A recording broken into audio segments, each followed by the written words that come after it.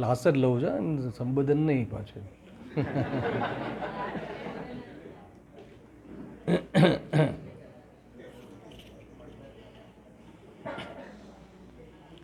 મંગલમય મંગલકરન વીતરાગ વિજ્ઞાન નમો તાય જાતે ભય અરહંતાદિ મહા કરી મંગલ કર્યો મહા ગ્રંથ કરને કો કાજ જાતે મિલે સમાજ સબ પાવે નિજ પદ રામ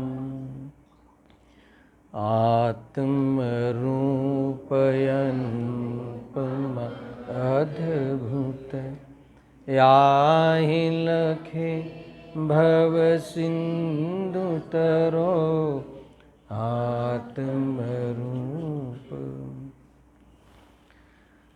આજે દ્વિતીય વિવાહ શિબિર લગભગ અડધી પતી ગઈ કે વધારે? થોડીક વધારે.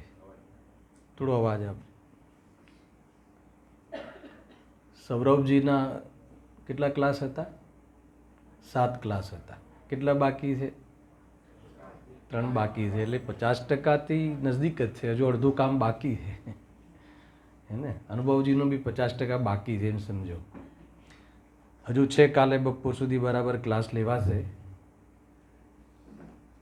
અને આ વખતે બી મારા ક્લાસ ગૌણ કરેલા, કેમ કે પછી બહુ તમને લોડ ન થઈ જાય ને એટલા માટે.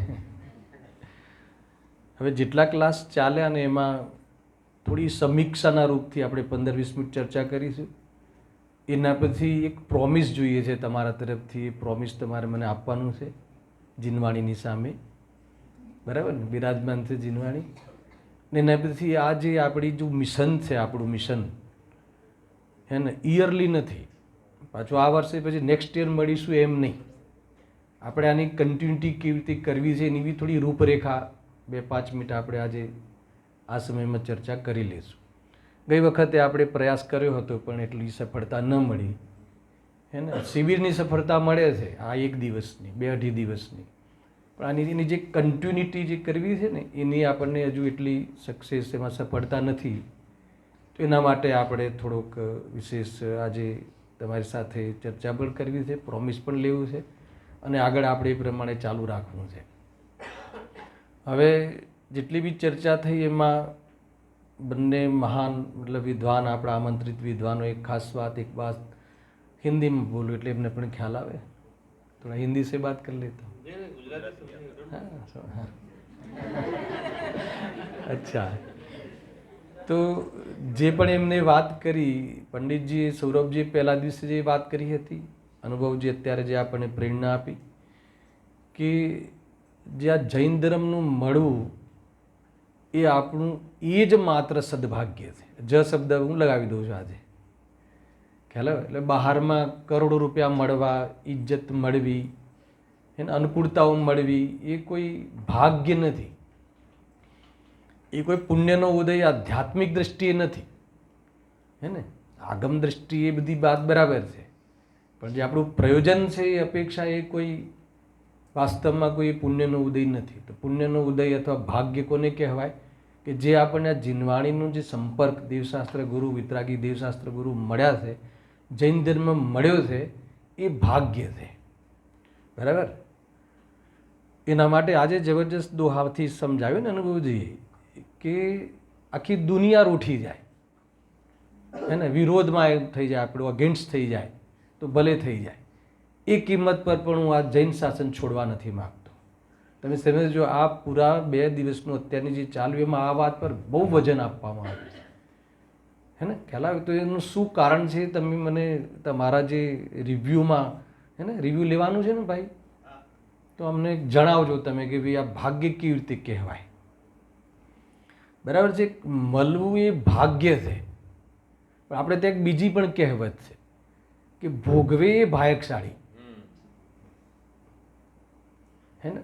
मिलना तो भाग्य है, પણ ભાગ્યશાળી એ નથી કે જેને મળ્યું છે, ભાગ્યશાળી તો એ છે કે જે ભોગવે એ ભાગ્યશાળી. બરાબર છે. ભોગવવું કેવી રીતે? તો કે એની યુટિલિટી કરે, એના આધાર પર જે આપણને ગાઈડલાઈન જે મળી છે એ અનુસાર આપણું જીવન બનાવે તો ભાગ્યશાળી. બાકી તો અનેક વાર મળે આપણને ભગવંતુ અને અનેક વાર સમોસણમાં પણ જઈ આવ્યા, કોઈ બહુ મોટી વાત નથી. અને એટલા માટે બહુ જ એમને આટલા પ્રવચનોમાં જે હાઈલાઇટ છે એની હું સમીક્ષા કરું છું, સમર્થન કરું છું, અને એમાં વિશેષ જે વિચારણીય બિંદુઓ છે ને એટલી ચર્ચા આપણે 15-20 મિનિટમાં કરીશું. બરાબર છે. બહુ તમને આમ બોજો નહીં લાગે. બરાબર છે. એક તો પોઈન્ટ એ છે. અને મારે બતાવવું છે કે જૈન શાસન મળવું, આ તમને હું પ્રશ્ન મૂકું છું, તમે એનું તમારા વિચારથી જવાબ આપજો કે આપણને જે જૈન શાસન મળ્યું છે, જૈન ધર્મ મળ્યો છે, તો એમાં શું ભાગ્ય છે? એને ભાગ્ય કેમ કહ્યું છે? એને સદભાગ્ય કેમ કહ્યું છે? હે ને? સાંજે આપણે એક પ્રશ્ન ઉત્તરનું સેશન રહેશે. પ્રવચન તો 2 જ રહેશે, હું પ્રવચન નહીં કરું, પણ આપણે જે બી આપણે વિદ્વાન લોબી સાથે પ્રશ્નોત્તર રહેશે. તમારી શંકાઓ આ તે, અને તમને બી આ પ્રશ્ન કંઈ એનો ઉત્તર તમારી પાસે રેડી રાખજો. કયો પ્રશ્ન છે? કે કેવી રીતે એમાં ભગવાનનું મળવું, આમ જે ને એમાં સદભાગ્ય શું છે? બરાબર છે. એ હું અત્યારે એને અધૂરું છોડું છું. આમ મને વિચાર હતો કે થોડો ટાઈમ આપ્યો હતો હું આને ખોલત, આના પર એક પ્રવચન કરત એમ. પણ હવે તમે એમને પ્રવચન તમે કરજો, તમે સંભળાવજો કે ભાગ્ય કેવી રીતે કહેવાય. રૂપિયાને મળવું હોય તો ભાગ્ય છે, તમને સમજમાં આવે છે તો એ બતાવજો કે રૂપિયાને મળવું એ કેવી રીતે ભાગ્ય છે. है ना? ये भी तो बता सकते हो आप कि धन मिलना भाग्य है कैसे. બરાબર છે. અને દેવશાસ્ત્ર ગુરુનું મળવું એ ભાગ્ય કેવી રીતે, સદભાગ્ય કેવી રીતે છે કે. બીજું પોઈન્ટ જે સૌરભજીએ ખાસ વાત લીધી કે ભાઈ જબરજસ્ત સમજાવ્યું કે હું એનાથી પ્રભાવિત બી થયો કે આપણે ત્યાં અધ્યાત્મની તો બહુ ઊંચી વાત ચાલે છે, પણ આચરણ સંબંધી ઘણા લોકો કહે છે કે તમે આચરણની વાત કેમ નથી કરતા. કરીએ છીએ, એ તો પૂરા આવે નહીં ને, હરરોજ આવે નહીં એટલે એમને ખ્યાલ ના હોય. બાકી તે આપણે આચરણની વાત નથી કરતા એવું નહીં, પણ આજે તો આ વખતે તો સ્પેશિયલ આચરણની પ્રમુખતાથી એમને ચર્ચા ચાલુ કરી. સપ્તવ્યસન તો એ જે અહીંયા મેં લખ્યું છે, કોટ કર્યું છે, આ પોઈન્ટ પર ખાસ વિચારણીય છે કે સપ્તવ્યસનવાળું જીવન હોય તો એ સૌથી પહેલાં આપણે છોડવું જોઈએ. તમે સમજો જે એમાં હું તમને એક અધ્યાત્મ કન્સેપ્ટ બતાવું છું. બરાબર છે. એમાં જે પણ દોષ લાગે છે એનાથી પાપનો બંધ થાય છે, એની વાત બધી બરાબર છે, એ પણ જેનું ફળ છે તો બતાવ્યું. પણ જે સપ્તવ્યસન જેની પાસે હોય, જે સપ્તવ્યસનને અંગીકાર કર્યા હોય અથવા સપ્તવ્યસનમાં જીવતો હોય, તો સપ્તવ્યસનથી પાપ બંધ થાય છે એ વાત સાચી છે. પણ અહીંયા પાપ બંધની પ્રમુખતાથી સપ્તવ્યસન નથી છોડાવવા, એ તો સામાન્ય છે, એ તો લોકની વાત છે. પણ સપ્તવ્યસન જે જીવ કરતો હોય એની કશાય તીવ્ર હોય, હે ને, એ તીવ્ર પાપ પરિણામ કહેવાય છે, અને એનાથી પાપનો બંધ થાય એ તો બરાબર છે. પણ જ્યાં તીવ્ર કશાય કહો કે પાપ પરિણામ હોય તો પાપની એક પરિભાષા છે કે જે સ્વરૂપથી પતિત કરાવે એને પાપ કહે છે. સમજો, હું બીજા એંગલમાં લઈ જાઉં છું તમને આ જે દૃષ્ટિકોણ કે જેનું જીવન સાત વ્યસનવાળું જીવન હોય એ તીવ્ર કશાય વગર સંભવ નથી. માંસાહાર કરે, એને એટલી હિંસાવાળી ચીજોનું સેવન કરે, મદ્યપાન કરે, સ્વપરનો વિવેક નહીં, અનૈતિકતા, સ્વસ્ત્રી પર સ્ત્રીમાં અનૈતિકતા, આવું જેનું જીવન હોય એની કશાયો તીવ્ર હોય. અને તીવ્ર કશાય જ્યાં સુધી હોય ત્યાં સુધી ઉપદેશ ના ઉતરે. મૂળ નુકસાન આ છે, ધ્યાન રાખજો. તીવ્ર કશાય જ્યારે કોઈ વ્યક્તિને હોય તો એ કોઈ વાત સમજવા જ તૈયાર ના થાય. માન લો કે આપણને જ્યારે ક્રોધ આવ્યો હોય ને આપણને ઘરમાં કોઈ સમજાવે તો આપણે સમજવા તૈયાર થઈએ કે ડબલ કરીએ. અને આવેશમાં અને એને લીધેલો જે પણ નિર્ણય હોય ને એ બધા ખોટા હોય, હે ને. દીકરા પ્રત્યે બહુ રાગ હોય ને એમાં બી નિર્ણય ખોટો હોય, કે બહુ ક્રોધમાં લીધેલા નિર્ણયો હોય બધા ખોટા હોય. એટલે તીવ્ર કશાયોના ત્યાગનું જે બી પ્રકરણ અહીંયા આવે છે તો એકલું નરકથી બચવા માટે નહીં. એ વાત સાચી છે કે નરકમાં જાય, પણ નરકથી બચવાનો કન્સેપ્ટ ગુરુદેવસિંહ નથી બતાવતા. નરકમાં બી તું કરી લઈશ સમ્યક દર્શન, વાત એ નથી. અહીંયા એ કહે છે કે વાત नरकना भय थी। सोगाणी जी तो बोलते हैं कि अगर निगोद के भय से अगर तू धर्म में लगता है तो तू कभी धर्म कर नहीं पाएगा, है ને। એ કઠોર જીવોને એ ડરથી પણ માર્ગમાં લગાવવાની આ એક શૈલી છે। છઠાળાકારે બી શૈલી અપનાવી, 4 ગતિઓના દુઃખ બતાવીને એને માર્ગમાં લગાવે છે। પણ છતાં બી કોઈને એમ થાય કે નરકમાં જવું પડશે, પાપથી જીવ કેમ ડરે છે ખબર છે? નરકમાં નથી જવું એટલે। તો કે એ કન્સેપ્ટ અલગ છે, એ કન્સેપ્ટની એ વાત નથી। એટલે 7 વ્યસનની જે પણ ચર્ચા છે, જ્યારે તીવ્ર કષાય કહેવાય અને તીવ્ર કષાયમાં જીવ સમજવા તૈયાર થતો નથી, એટલા માટે અહીંયા 7 વ્યસનવાળું જીવન છોડવાની પ્રમુખતા છે। બાકી તો વાસ્તવમાં તો ગુરુદેવસિંહ તો કે આ બધી ચીજોમાં અમે સમય શું કામ બગાડીએ? એટલી બધી ઊંચી વાતો છે, તમને ખ્યાલ છે? આ બધા જે તત્વની વ્યવસ્થા, સર્વજ્ઞ ભગવાનની જે અનેકાંત વસ્તુનું સ્વરૂપ છે, એટલી જબરજસ્ત ચર્ચા છે। આપણી શક્તિઓની એટલી જબરજસ્ત ચર્ચા છે કે આપણને શક્તિનો પરિચય થઈ જાય ને તો એક ક્ષણ માટે પણ આપણે પરાધીન ના જીવીએ, એવી ચર્ચાઓ સંભવ છે। અને પણ અત્યારે હવે 7 વ્યસન છોડાવવાની ચર્ચા આપણે કરવી પડે તો એટલો બધો સમય આપણો બગડે છે। તો કે એ બધું હવે તમારે ઘરે શીખી લેવાનું, માતા પિતા શીખવાડે। અરે જેને ધર્મ નથી કરવો ને એ પણ એમ ચાહે છે કે 7 વ્યસનોથી રહિત જીવન હોવું જોઈએ। મેં કાલે જ કહ્યું હતું કોઈની જોડે ચર્ચામાં કે કોઈ વ્યક્તિ સિગરેટ પીતો હોય, પોતાના છોકરાને સિગરેટ લેવા મોકલે તો પણ એમ કહે કે બેટા સિગરેટ પીવા જેવી નથી, અને એવી વાતો તો લોકમાં ચાલે છે। અને એટલે 7 વ્યસનો છતાં બી અહીંયા આચાર્ય કહ્યું છે, તો એનો એક આ કન્સેપ્ટ છે, બરાબર। આ 2 પોઈન્ટ પૂરા થયા। થોડી વસ્તુ આગળ લઈને વધુ છે, આમાં તો ઘણી બધી ચર્ચાઓ સંભવ છે, હે ને। હવે જે આખા વર્ષ માટે જો હું તમારા પાસે કમિટમેન્ટ લેવાનો છું ને, એમાં બહુ ખુલીને ચર્ચા કરીશું। હવે મારી શૈલી તો વિસ્તાર શૈલી છે, તો સૌરભજી ક્લાસ લેશે, હું પણ ક્લાસ લઈશ, અનુભવજી લેશે, બધા ક્લાસ લઈશું આખા વર્ષ દરમિયાન, है ना। એમને તો કમિટમેન્ટ આપી દીધું છે, आपने तो दे ही दिया है कमिटमेंट, है ऑनलाइन ऑफलाइन दोनों करना है हमें आगे, है ना। थोड़ी વાર હું કરું છું જાહેર કેવી રીતે કરવું છે, એની તૈયારીઓ આપણે આજથી જ કરી દઈશું, અને આ કોઈ એક દિવસ કે વર્ષે વર્ષે કરવાની ચીજ નથી, કે હર રવિવારે કરવાની ચીજ નથી। કીધું હતું ને કે આ તો હર સમય સેવન કરવા જેવી ચીજ છે। એમ જેમ શરીરને આહાર જોઈએ એમ આત્માને સ્વાધ્યાય જોઈએ, આત્માને વિદ્ઞાન જોઈએ, આત્માની શાંતિ માટે, આત્માના પોષણ માટે સમ્યક જ્ઞાન જોઈએ, है ना। તેના માટે આ જે બાહ્ય નિમિત્તો છે, સ્વાધ્યાય આદિ, આ શિબિરો આદિ, એ કાયમ હોવું જોઈએ, અને હર પલ હોવું જોઈએ। હું તો અભ્યાસરૂપ વેદજ્ઞાન તો જેમ શ્વાસ જરૂર છે ને શરીરને, એમ હર સમય જરૂર છે અભ્યાસરૂપ વેદજ્ઞાન। તો આગમ આશ્રિત વેદજ્ઞાન વાર તહેવારે હોય અથવા દિવસનું 1 કલાક હોય, આગમ આશ્રિત વેદજ્ઞાન। લાસ્ટ ટાઈમ લીધું હતું મેં વેદજ્ઞાનનું પ્રકરણ, કોઈને યાદ નહીં હોય, યાદ છે? આપણી પાસે છે લાઈન પેલામાં આમાં લિંકમાં છે, બધા જ પ્રવચનો લિંકમાં છે। હેલો, આગમ આશ્રિત વેદજ્ઞાન અથવા બુદ્ધિના સ્તર પર વેદજ્ઞાન તો આપણે ન શીખવામાં 1 કલાક શીખીએ, શિબિરોમાં શીખીએ, પણ એ વેદજ્ઞાનનું સમર્થન, એ વેદજ્ઞાનનું પોષણ હર પ્રસંગોમાં થવું જોઈએ। ખાલી મૃત્યુ મહોત્સવ નહીં, આપણે તો હર સમય મહોત્સવ છે વેદજ્ઞાનનો, બરાબર છે। ખાલી મરે એટલે વૈરાગ્ય આવે કે બે જુદું છે શરીર ને આત્મા, એમ નહીં। હર સમય ખ્યાલમાં આવે કે આત્મા શરીરને બંને એકબીજા પર આધાર આધીર સંબંધ નથી, સ્વસ્વામી સંબંધ નથી। તો એવી રીતે આપણે એક પ્રકારથી એ કન્સેપ્ટ બી આપણે શીખવા છે। મજા આવશે, તમને જીવતા આવડી જશે, હે ને। અત્યારે તો જીવન વિતાવી રહ્યા છીએ ગમે એમ કરીને, એ રીતે છે। પેલું તો જીવી જાણીશું આપણે, અગર જો આપણે આ તત્વ અભ્યાસ આપણા જીવનમાં પ્રવેશ કરી ગયો અને આપણી સોચ અગર એ પ્રમાણે બદલાઈ ગઈ તો એનું કોઈ એન્જોય કંઈ ઓર છે, પરિસ્થિતિઓ ગમે તે હશે, એટલો ખ્યાલ આવ્યો? તો એ પ્રમાણે આપણે આ વ્યસનની વાત। ત્રીજો પોઈન્ટ એમને સંગતિનો જબરજસ્ત લીધો, સંગતિ। હું તમને એક વસ્તુ કહું, સંગતિથી મને યાદ આવે છે કે અમે મલાડની અંદર છે ને, તમને ખ્યાલ નહીં હોય કે રિયુનિયન કર્યું અમે, કોઈને ખ્યાલ હશે, મલાડના કોઈ હોય તો એને ખ્યાલ હશે। અમને બી અચ્છા એક એને પ્રોજેક્ટ કિયા રિયુનિયન, કે 15-20 વર્ષથી બધા પાઠશાળાઓ ભણીને ગયા, એમાં તમે બી પોતપોતાના સ્થાનિક ક્ષેત્રોમાં પાઠશાળાઓ ભણ્યા હશો। તમારા મલાડમાં તો શુક્ર શનિ રવિ 3 દિવસ પાઠશાળા ચાલે છે ને 150 વિદ્યાર્થી આજે પણ છે, 150 સ્ટુડન્ટ આજે અમારે મલાડમાં છે।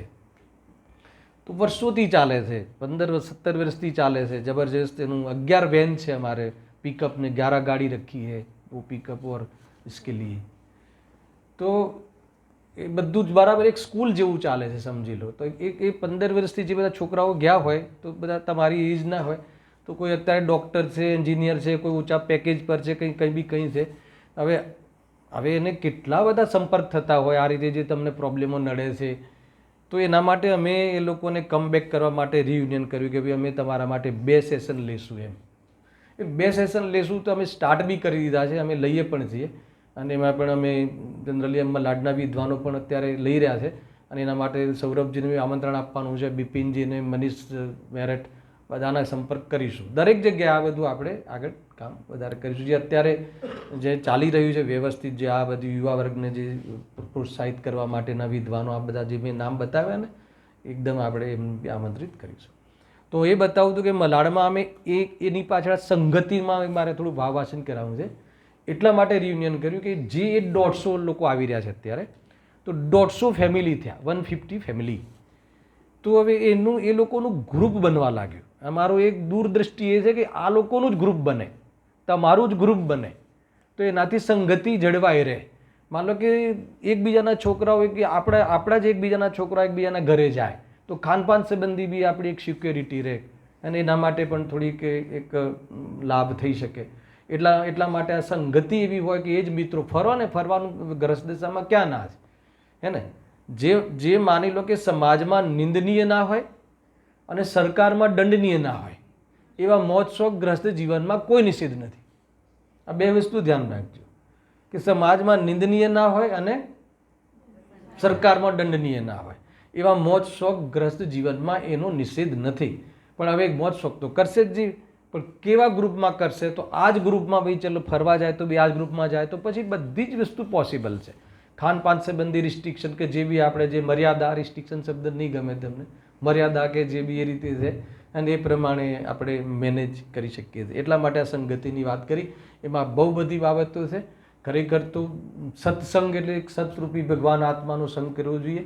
અને એમાં આપણને અત્યારે એટલી અંદરમાં પરાકાષ્ઠા નથી, તો એના માટે બાહ્યમાં પણ સત્સંગ જોઈએ. શ્રીમદજી મેં તો સત્સંગનો બહુ જ પ્રેરણા આપે છે. અને પંચમકાલમાં તો એકલ વિહારી મુનિરાજનો પણ નિષેધ કર્યો છે. એટલે અત્યારે તો સત્સંગની બહુ જરૂરી છે. એમને બી સંઘમાં રહેવાનું કહ્યું છે. અમારે બોરીવલ્લી સિમ્પોલીમાં બી હું પ્રવચન કરું છું. ત્યાંથી કોઈ આવ્યું છે, હર્ષિત છે ને, હા. તો ત્યાં પણ એક આ રીતે અમે ગ્રુપ બનાવડાવી દીધું. એક ગ્રુપ બને તો એ શુક્રવારે બધા ભેગા થાય. શુક્રવારે ઘરે એક જણના ઘરે ચર્ચા રાખે, 20-25 જણ. તો એમાં આ બધા સિદ્ધિને બધા જાય છે ને, બધા બેસતા હશો કદાચ, ના જતા તો ચાલુ કરજો જવા, બરાબર છે. તો એટલો બધો લાભ થાય છે. એ લોકો કહે છે કેમ કે એમાં શું થાય, કોઈ એક જણને આળસ આવતી હોય કે આજે નથી જવું, તો એક જણ ફોન કરે આપણે જવાનું છે ને અમને ઘરે, અર્પિતભાઈના ઘરે, એટલે તરત તૈયાર થઈ જાય. તો સંગતિનો એ પણ આપણને લાભ થાય છે. એ સિવાય ઘણી બધી બાબતો છે. ભલે એક દ્રવ્ય બીજા દ્રવ્યનું કરતું નથી, પણ આ સત્સંગની અંદર બીજાથી પ્રેરિત થઈ પોતાના ઉપાદાનથી જીવ કાર્ય કરી શકે છે. અને એ પ્રમાણે કેમ કે એને લપસવાના બહુ ચાન્સ છે પંચમકાલમાં. 2-5 કરોડ થાય એટલે ઇન્વેસ્ટમેન્ટ માટે બધા આવી જાય.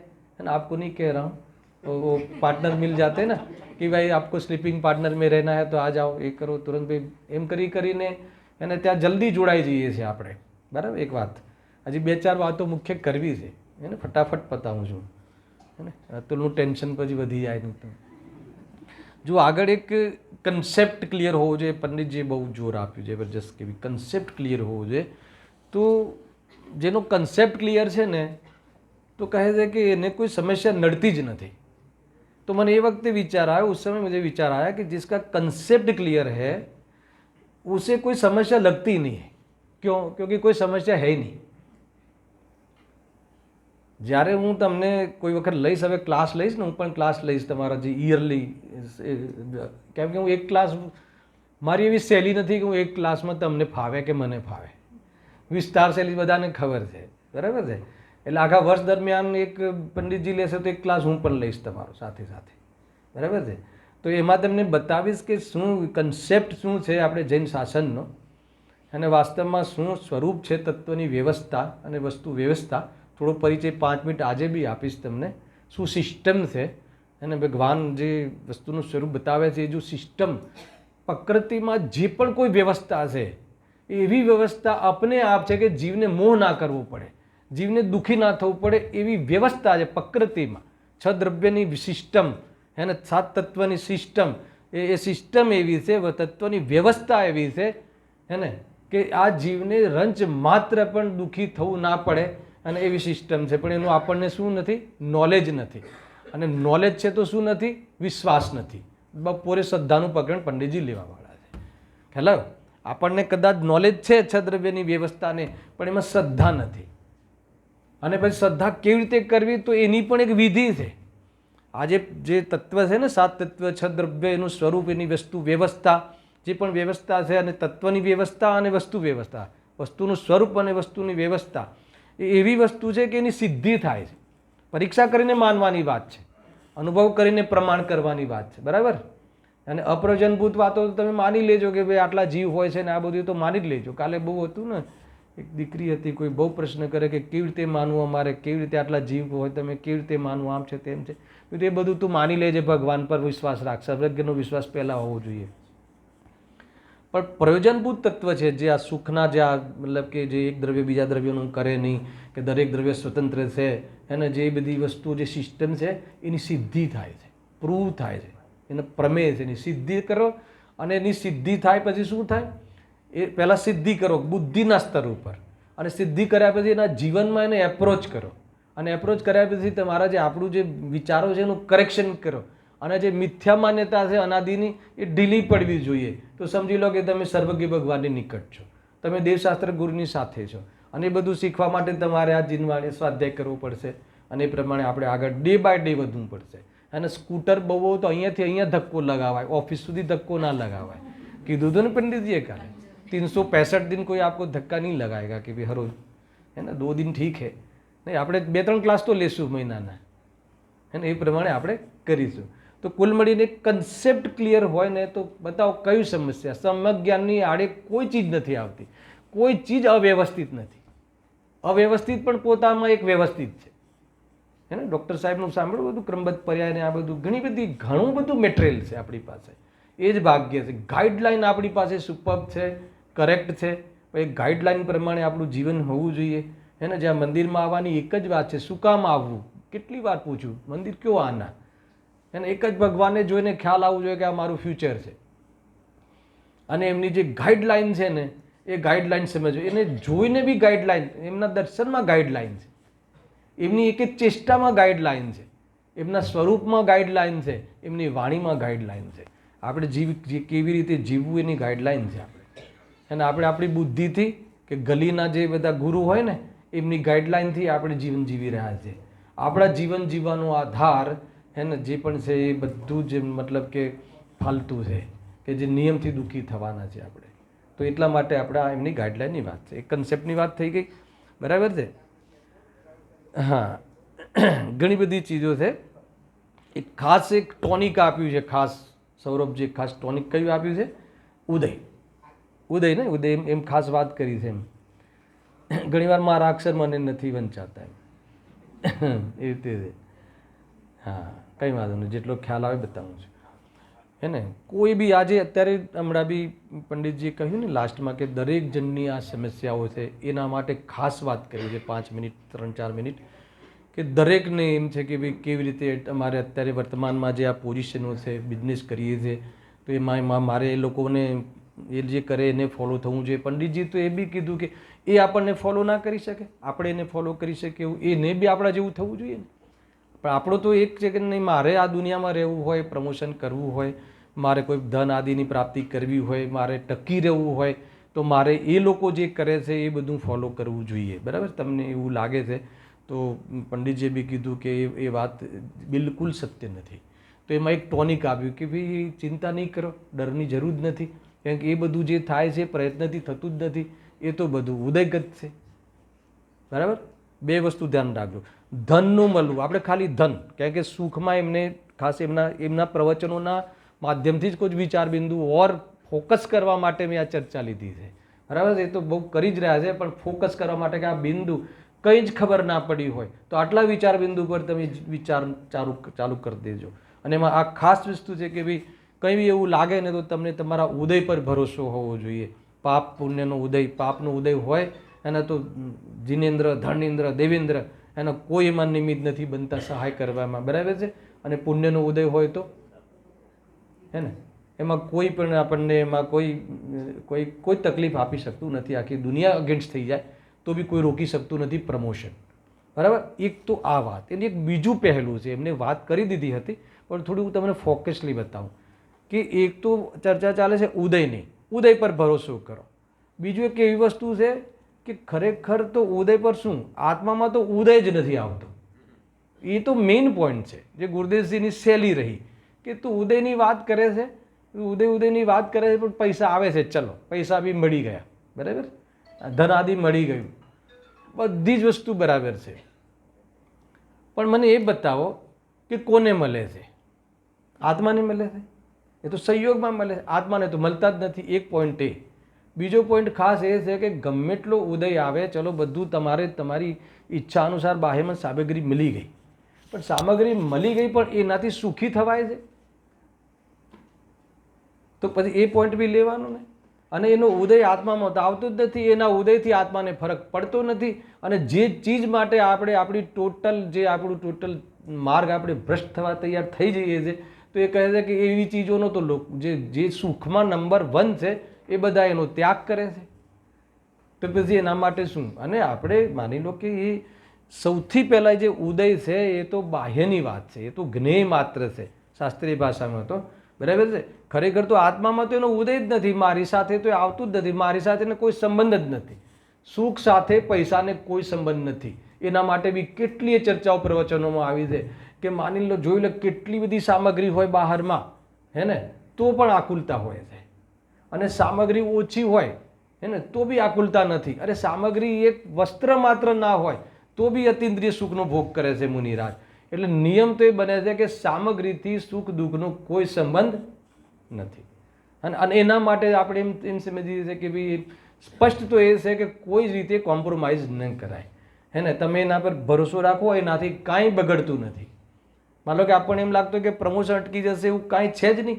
મારો માલ ન વેચાય કે વેચાય એની સાથે મારા આચરણને શું સંબંધ છે, હે ને.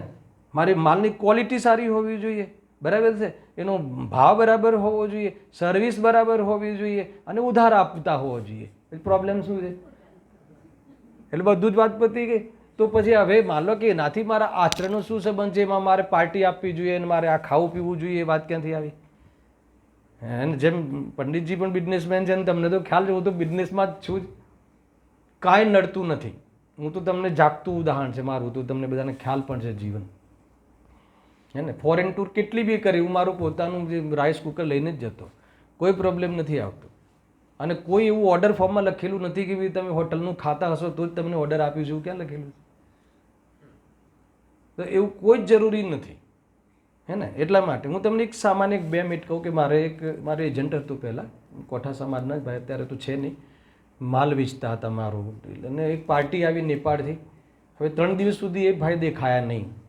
બધું કેમ, ક્યાં છો ભાઈ તમે? એટલે કે એક પાર્ટી આવી છે ને નેપાળની, તો પછી એ ક્યાંય ઈધર ઉધર જતો ના રહે ને ક્યાંય, એટલા માટે એની સાથે રહું છું. બધું પછી શું કરાવો સાથે રહીને? એટલે કે પછી બધું તમને ખ્યાલ આવી ગયો છે, ખવડાવવા પીવડાવવાનું, આ તે ફરાવવાનું. પછી મેં એ દિવસે એક મારા ત્યાં રૂલ બનાવ્યો કે મારો કંપનીનો માલ વેચવા માટે તારે કોઈને ડ્રિંક્સ કરાવવાનું નહીં, ખોટી જગ્યાએ ફરાવવાનું નહીં, માલ વેચાય કે ના વેચાય. કારણ કે હું માલની ક્વોલિટી સારી બનાવું છું, સર્વિસ આપું છું અને ઉધાર આપું છું. અગર જો આ 3 લક્ષણ એટલા જબરજસ્ત છે મારા માલ વેચાવાના, તો બી એ માલ લેતો નથી ને તારા ડ્રિંક્સથી માલ લેતો હોય તો તું એનો ભરોસો નહીં કરતો. મારી રીતે માલ વેચવું જ નથી. ખ્યાલ આવ્યો કે નહીં? એટલે એવું કોઈ બી રીતે દિમાગમાં એવું રાખવું નહીં. અને પ્રમોશન મળી જાય તો પણ શું, અને પ્રમોશન ન મળી જાય તો પણ શું, આખી દુનિયા રૂઠી જાય, કીધું ને પંડિતજીએ, તો બી એમાં કંઈ ફરક પડતું નથી. આ તો ઘણી બધી બાબતો છે કે ભાઈ એનાથી જીવનમાં સુખ જ નથી. ટૂંકમાં આ તત્વજ્ઞાન તમને એ કહું, એ પણ લઉં છું. થોડુંક વૃદ્ધિઓની વાત કરું, હમણાં વૃદ્ધિનું બી જબરદસ્ત ચાલી રહ્યું છે, હે ને. આજે તો બહુ સારી વાત બી આવી ગઈ કે ભાઈ આજે ખબર પડી કે ગણધરદેવ જવાબ આપે છે. અને એ વૃદ્ધિઓ ડાયરેક્ટ એમને પહેલું જ વાક્ય કીધું હતું જ્યારે વૃદ્ધિ ચાલુ કરીને કે મોક્ષ અને મોક્ષ માર્ગમાં આ કોઈ પણ કારણ નથી, બરાબર છે. જેને વૃદ્ધિઓ નથી હોતી એવા મુનિરાજ પણ મોક્ષ જાય છે, બરાબર છે. પણ કોઈ ઇનડાયરેક્ટલી આજે ખબર પડી કે ઇનડાયરેક્ટલી વૃદ્ધિઓ ક્યાંય ને ક્યાંય આપણા મોક્ષ માર્ગમાં નિમિત્ત બને છે. કેમ કે અગર જો ભગવાનનું બીજા અક્ષર રૂપ જે છે એનું કન્વર્ઝન ના થાત, એનું તો ગણધર દેવને જો જે અંતર્મુહૂર્ત કાળમાં દ્વાદશાંગનું જ્ઞાન ફરી જાય છે વૃદ્ધિઓના નિમિત્તથી, અને જે અક્ષર રૂપમાં બી પરિણમિત થઈ જાય છે, અગર એ ના હોત તો અહીંયા સુધી કેવી રીતે આવત? એટલે ક્યાંય ને ક્યાંય આપણું જે સમ્યક દર્શનમાં દેશના નિમિત્ત છે, બરાબર. એટલે 63 જે 64 વૃદ્ધિમાં 63 વૃદ્ધિ તો મેઇન આ પ્રમાણે એની અમુક વૃદ્ધિઓ ગણાવી. બીજું, વૃદ્ધિઓ જે છે, ખાસ વાત કે વૃદ્ધિઓ પુરુષાર્થથી નથી મળતી. 63 વૃદ્ધિ તો એક પ્રકારથી એને વિશુદ્ધિનું ફળ છે. તમે સમજો, એ તો આપણે જે ઘઉં ઉગાડીએ ને અને જે ચીલ પાકી જાય છે ને જોડે, એવી રીતે આપણે સ્વાધ્યાયનો અભ્યાસ જે કરે ને અથવા સમ્યક દર્શન કરે ને તો એની સાથે વિશુદ્ધિનું ફળ છે 63 વૃદ્ધિ. તો હવે તમે કેવલ જ્ઞાન વૃદ્ધિ એ વિતરાગતાનું ફળ છે, પણ એ બી ગિફ્ટ છે. આપણે સુખી થવા માટે કેવલ જ્ઞાનની જરૂર નથી, કેમ કે પૂર્ણ સુખ થઈ ગયા પછી કેવલ જ્ઞાન તો આવે. કોઈ કેવલ જ્ઞાનનો પુરુષાર્થ નથી કરતો, કોઈ વિતરાગ થવાનો પુરુષાર્થ કરવામાં આવે છે. એટલે એવી ચિંતા નહીં, કેવલ જ્ઞાન વૃદ્ધિ છે, ગિફ્ટ છે. ભલે એ વિતરાગતા એનું કારણ વિતરાગતાના કારણે થાય છે, એટલા માટે એ પણ કોઈ એવું કાંઈ એના માટે બી ચિંતા કરવાની જરૂર નથી. અને બીજું, આપણા માટે બી સમ્યક દર્શનમાં ભગવાનનું કેવલ જ્ઞાન નિમિત્ત નથી બનતું, દેશના નિમિત્ત બને છે, બરાબર. અને દેશના જે છે એ બી એમના પુણ્યનું ફળ છે, પુણ્યનો અતિશય છે. કુલ મળીને આપણે કોઈ ચિંતા કરવાની જરૂર નથી. વિતરાગતાનો કન્સેપ્ટ છે, અને વિતરાગ આપણે રહીએ, પરમેનન્ટ વિતરાગ રહીએ એવી જાતિની વસ્તુમાં વ્યવસ્થા છે. એને તત્વ વ્યવસ્થા બહુ મોટો વિષય છે. હવે અત્યારે ઘડિયાળજોને એમ લાગે છે કે આ ખોલવાની જરૂર નથી, પણ એ તત્વ વ્યવસ્થા અને વસ્તુ વ્યવસ્થા 2 મિનિટમાં કહું. વસ્તુ વ્યવસ્થા એક કર્મ થિયરી પર છે, બરાબર છે. જેટલું બી આ પૈસા મળવા ના મળવા એ પૂર્વ કરેલા કર્મના ફળ છે, વર્તમાન પુરુષાર્થમાં નથી. અને તત્વ વ્યવસ્થા એ છે કે ભલે મળે પણ એનાથી સુખ નથી. આ શરીર આદિ મળે, કરોડો મળે, એ પુરુષાર્થથી નથી, પૂર્વમાં કરેલી તત્વની આત્માની વિરાધનાનું ફળ છે, આરાધનાનું નહીં. આ કરોડો રૂપિયા મળે છે, પૂર્વમાં કરેલી આત્માનું વિરાધનાનું ફળ છે. તમે સમજી લીધું. અને બાકી બધું જે મળે છે એ વસ્તુની વ્યવસ્થા કર્મની વ્યવસ્થા પ્રમાણે છે. અને મળી બી જાય, શરીર જેવું બી મળે, જે પણ મળે, પણ શરીરથી આત્મા ટકતો નથી. આત્માને શરીરને આધાર આધાર સંબંધ નથી. એના કારણે કોઈ છે જ નહીં. આત્મા અનાદિનંદ છે, ક્ષય દ્રવ્ય અનાદિનંદ છે. ટૂંકમાં આ કન્સેપ્ટ ક્લિયર હોય તો પછી કોઈ ચિંતા કરવાનો વિષય નથી, હે ને. એટલા માટે આ બધી થોડી જે હતા પોઈન્ટ્સ એ કહ્યા. અને હવે લાસ્ટ જેના માટે મેં ખાસ તો આજે માઇક લીધું છે. માઇક લેવાનો વિકલ્પ નહોતો મને આ વખતે બિલકુલ, હે ને. પણ માઇક એટલે લીધું છે કે હવે આ જે શિબિર છે, આ શિબિર અને નેક્સ્ટ શિબિર બધા ખુશ થઈ ગયા. એના ડોનર મળી ગયા, એના કાર્યકર્તા મળી ગયા, અતુલભાઈ બી ખુશ, બધા ખુશ, બરાબર ને. પણ હું ખુશ નથી, હે ને. હવે આ શિબિરથી આવતી શિબિર મળીશું એમ નહીં. આપણે જે બી લગભગ મોટાભાગે બોમ્બે છે, બોમ્બેના છે. અને બોમ્બેના નહીં હોય એના માટે તો આપણી ટેકનોલોજી છે ને એનાથી અમે જોઈન્ટ કરી લઈશું બધાને, બરાબર. જે અહીંયા હશે મોટાભાગના બોમ્બે છે, એટલે અમે જે બી પ્રોગ્રામ રાખીશું બોમ્બે રાખીશું. ભૂલથી કહો કે અનાયાસ પંડિતજીએ કહી દીધું છે કે હું મહિનામાં 1 વાર તો બોમ્બે આવું છું, બરાબર. અને કદાચ અને કદાચ ન બી આવે તો લાવવા આપણા હાથમાં છે, બરાબર છે. આપણે તો આમંત્રણ આપીશું ને આમંત્રણમાં એમની રુચિ પણ છે અને ખુશ પણ છે કે કેટલાક જીવવામાં લાગે, પોતે પણ લાગેલા છે ને બધા જીવ લાગે એ એમના જીવનનું એજન્ડા છે, હે ને. એટલા માટે એ કોઈ ચિંતાનો વિષય નથી. આપણી પાસે અનુભવજીની બી તૈયારી છે, પંડિતજીની તૈયારી છે. અને છેલ્લે કોઈ એકાદ દિવસ અનુકૂળતા ના હોય તો હું તો ઘરનો વ્યક્તિ છું તમારી પાસે. આ લોકો કહે જ છે રોજ આપણા ઘરના પંડિત છે, બરાબર. એટલા માટે મારે બતાવવું છે કે હવે શું કરવું છે એ તમને થોડી રૂપરેખા આપી દો. કઈ છે? પરાભાઈ જે કેપ્ટન બનાવો એ કારણ એ જ મેનેજ કરે. હા, બરાબર છે. ઘણા સજેશન આવશે. ટૂંકમાં હવે આપણે એ કરવું છે કે એક ક્લાસ, મહિનાનો એક ક્લાસ ઓફલાઈન કરીશું. અતિન છે ને? હા, હર્ષિત. મહિનામાં એક ક્લાસ આપણે બોમ્બેમાં ઓફલાइन કરીશું, પોદનપુર આदि कोई भी जगह है, 2 થી 3 કલાક बहुत अच्छी जगह है, वो बड़ी है ना. તો આપણે એક ઓફલાइन કરીશું. હા, વાતો નહીં, બરાબર.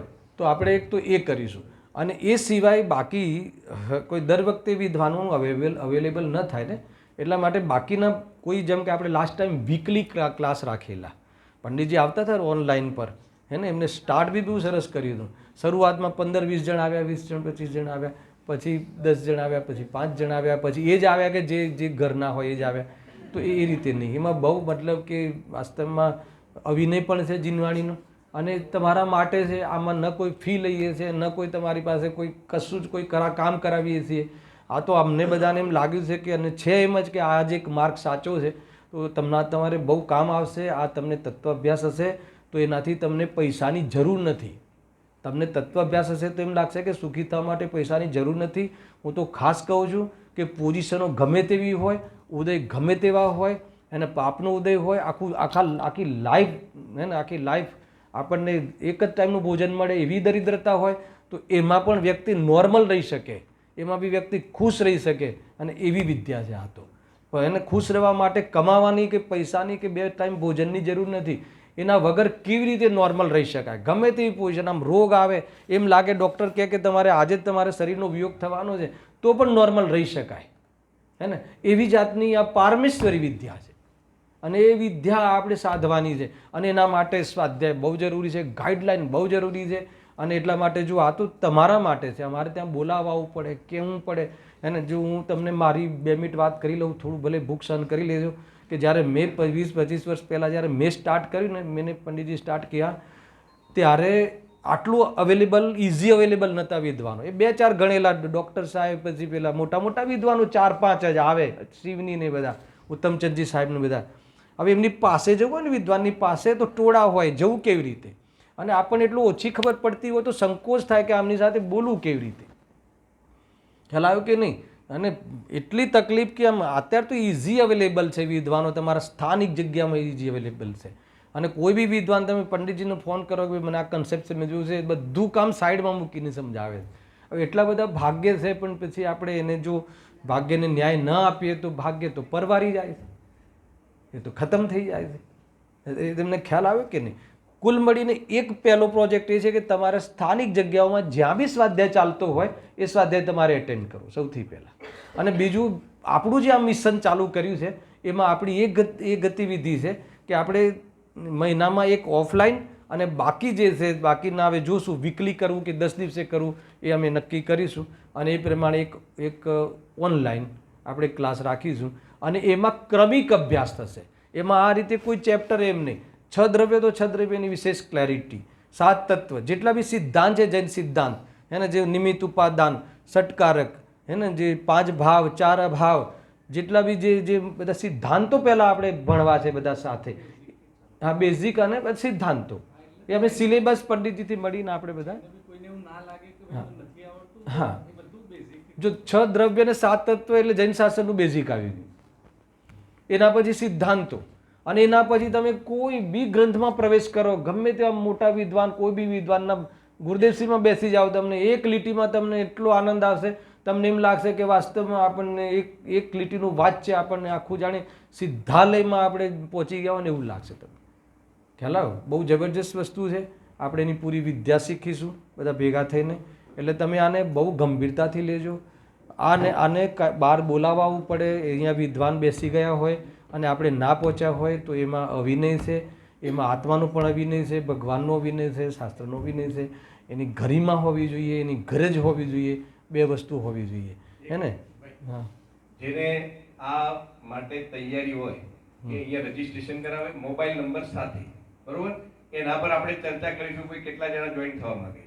હા હા, એના પર જ આવી રહ્યો છે અતુલભાઈ, કે એના માટે આપણે આજે શું કરવાનું છે, આજે રાત સુધીમાં તમે રજીસ્ટ્રેશન કરાવી દો. રજીસ્ટ્રેશન એટલે કે ભાઈ હું, હા, કે હું આમાં જોઈન થઈશ. તમે જે બી તમારી ગતિવિધિ હશે, ઠીક છે, કોઈ દિવસ જેમ અનુકૂળતા ના હોય એ વાત જુદી છે, તો બી એ દિવસે મેસેજ આપી દે કે હું આ કારણસર નથી, બરાબર? કોઈ બી રીઝન પર્સનલ રાખવામાં આવશે દરેક વસ્તુ, બરાબર?